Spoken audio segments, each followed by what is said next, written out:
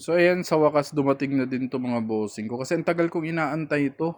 Itong pang-charge ng mga batteries ko mga boss.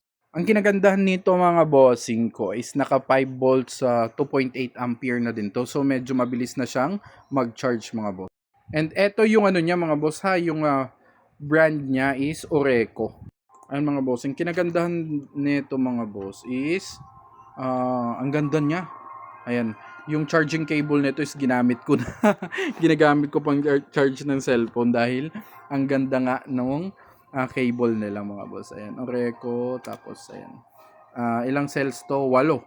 8 cells, ayan, may indicator positive. So nakataas yung positive. And sa baba naman is mga negative mga boss. Ayan, ang ganda niya ito mga boss. Oh.